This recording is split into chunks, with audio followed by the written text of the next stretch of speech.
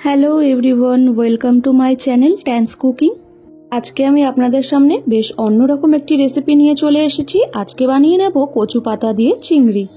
এটি আমার পছন্দের একটি রেসিপি, তাই ভাবলাম আপনাদের সাথেও শেয়ার করে নিই।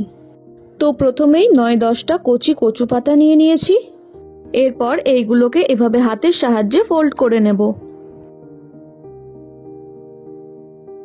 ফোল্ড করা হয়ে গেলে এইভাবে এক সাইড দিয়ে ছুরির সাহায্যে আমরা কচু পাতাগুলোকে কেটে নেব।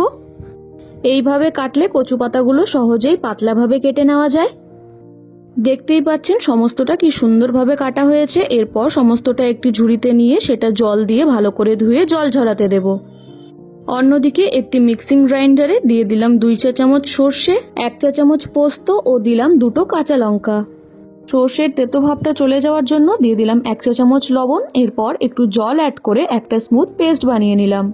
এরপর একটি ছাঁকনির সাহায্যে আমরা এই পেস্টটা ভালো করে ছেঁকে নেব, যাতে করে সর্ষের কোনো খোসা বা দানাদার ভাব এর মধ্যে না থাকে। এইবার আমরা কচু পাতাটা সেদ্ধ করে নেব। এই জন্য কড়াইয়ে জল দিয়ে সেটা গরম হয়ে এলেই তার মধ্যে দিয়ে দিলাম 1 চা চামচ হলুদ, 1 চা চামচ লবণ ও দিয়ে দিলাম কিছু পরিমাণে লেবুর রস। লেবু দেওয়ার একটাই কারণ, যদি কোনোভাবে কচু পাতাটা গলায় ধরে, লেবু দিলে গলায় বা হাতে কচু পাতা ধরবে না। জলটা প্রায় ফুটে এলে দিয়ে দিলাম কেটে রাখা কচু পাতাগুলো। এরপর ঢাকা দিয়ে আমাদের সেগুলোকে ভাপ দিয়ে সেদ্ধ করে নিতে হবে। ঢাকা দিয়ে সেগুলোকে আমরা 7-8 মিনিট সেদ্ধ হতে দেব। ততক্ষণে অন্যদিকে একটি প্লেটের মধ্যে আমরা নিয়ে নিয়েছি পরিমাণ অনুযায়ী চিংড়ি। তার মধ্যে পরিমাণ অনুযায়ী হলুদ ও লবণ দিয়ে সেটাকে ভালো করে মাখিয়ে আমরা সেটা কিছুক্ষণের জন্য রেখে দেব। ততক্ষণে এদিকে শাকটা সেদ্ধ হয়ে গেলে সেটি একটি ফুটোওয়ালা বাটি বা গামলাতে এইভাবে ঢেলে নিয়ে এক্সেস জলটা প্রথমে বের করে নেব। তারপর কিছুটা শুকিয়ে এলে হাতের সাহায্যে এইভাবে সমস্তটা ভালো করে মেখে ম্যাশ করে রেখে দেব। কড়াইয়ের মধ্যে দিয়ে দিয়েছি পরিমাণ অনুযায়ী তেল গরম হলেই দিয়ে দিলাম একটি চেরা কাঁচা লঙ্কা, সাথে অ্যাড করলাম 1 চা চামচ মতো কালো জিরে। এই দুটোকে ভালোভাবে একটু নাড়িয়ে চাড়িয়ে নিয়ে তারপর এর মধ্যে দিয়ে দিলাম ম্যারিনেট করে রাখা চিংড়িগুলো।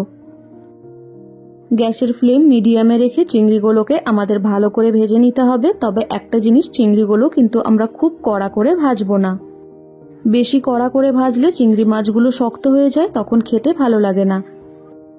তাই হালকা আঁচে এইভাবে এক সাইডটা ভাজা হয়ে গেলেই তারপর মাছগুলোকে উল্টে পাল্টে নিয়ে অপর সাইডটাও ভালো করে ভেজে নেব। এবং 2 সাইড ভালো করে ভাজা হয়ে গেলেই এর মধ্যে অ্যাড করলাম সেই ছেঁকে রাখা সর্ষে পোস্তর পেস্টটা। এইবার সমস্তটা আমাদের ভালো করে নাড়িয়ে চাড়িয়ে মিশিয়ে নিতে হবে ও কিছুক্ষণ সময় নিয়ে এটাকে কুক করে নেব। ততক্ষণে এদিকে একটি বাটিতে নিয়ে নিয়েছি কিছু পরিমাণে দইটাকে ভালো করে ফেটিয়ে নিলাম। এইবার এইদিকে সর্ষে পোস্তওয়ালা চিংড়িটা কষানো হয়ে গেলেই গ্যাসের ফ্লেম লো করে দিয়ে দিলাম উপর থেকে ফেটিয়ে রাখা টক দই। দই দেওয়ার সময় কিন্তু গ্যাসের ফ্লেমটা অবশ্যই লোয়ে রাখতে হবে। এইবার দই সহ সমস্ত মশলাটা আমরা ভালো করে নাড়িয়ে চাড়িয়ে আরো কিছুক্ষণ সময় নিয়ে কুক করে নেব। দিয়ে দিলাম স্বাদ অনুযায়ী লবণ, দিয়ে আবারও সমস্তটা ভালো করে নাড়িয়ে চাড়িয়ে মিশিয়ে নেব। কিছুটা নেড়ে চেড়ে নিয়ে তারপর স্বাদের ব্যালেন্সের জন্য দিয়ে দিলাম 1/2 চা চামচ পরিমাণে চিনি দেওয়ার পর আবারও সমস্তটা কিছুক্ষণ ভালো করে নেড়ে চেড়ে মিশিয়ে নিয়ে তারপর তার মধ্যে অ্যাড করব ম্যাশ করে রাখা কচু পাতাগুলো। সমস্ত কচু পাতাগুলো দেওয়ার পর কচু পাতা ও চিংড়ি সহ সমস্ত মশলাটা আমাদের ভালো করে নেড়ে চেড়ে মিশিয়ে নিতে হবে। এরপর কিছুটা মিশিয়ে নিয়ে মিক্সি ধোয়া জলটাও এর মধ্যে অ্যাড করে দিলাম।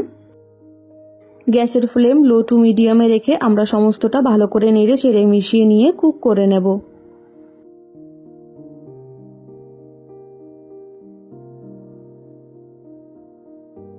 কচু পাতাগুলো কিন্তু নাড়তে থাকতে হবে, না হলে কড়াইয়ের নিচের দিকটা ধরে যাওয়ার চান্স থাকে। 5-6 মিনিট ভালো করে কুক করে নেওয়ার পর এরপর উপর থেকে ছড়িয়ে দিলাম কাঁচা সর্ষের তেল। সর্ষের তেল দেওয়ার পর 1-2 মিনিট ভালো করে নেড়ে চেড়ে নিয়ে গ্যাসের ফ্লেম বন্ধ করে ঢাকা দিয়ে রেখে দিলে রেডি হয়ে গেল কচু পাতা চিংড়ি। এরপর নামিয়ে গরম গরম ভাতের সাথে এই রেসিপিটি সার্ভ করুন। কচু পাতা চিংড়ি এইভাবে কখনো বাড়িতে না বানিয়ে থাকলে একবার এই রেসিপিটি অবশ্যই ট্রাই করুন। আশা করি আপনাদের খুব ভালো লাগবে। শেষে একটি বাটির মধ্যে সমস্তটা নিয়ে উপর থেকে দিয়ে দিলাম 1 চা চামচ পরিমাণে কাঁচা সর্ষের তেল। এরপরেই আমাদের কচু পাতার চিংড়ি খাওয়ার জন্য একেবারে রেডি। আশা করি আমার আজকের ভিডিওটি আপনাদের ভালো লেগেছে। আমার ভিডিওটি যদি আপনাদের ভালো লেগে থাকে তাহলে ভিডিওটি লাইক করে চ্যানেলটি সাবস্ক্রাইব করে আমার পাশে থাকবেন। Thank you.